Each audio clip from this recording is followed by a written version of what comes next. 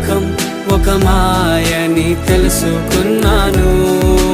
ఏది నా సొంతం కాదనుకున్నాను.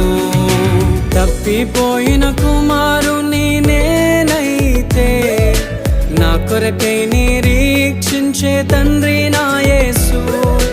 తప్పిపోయిన కుమారుని నేనైతే నా కొరకై నిరీక్షించే తండ్రి నా యేసు.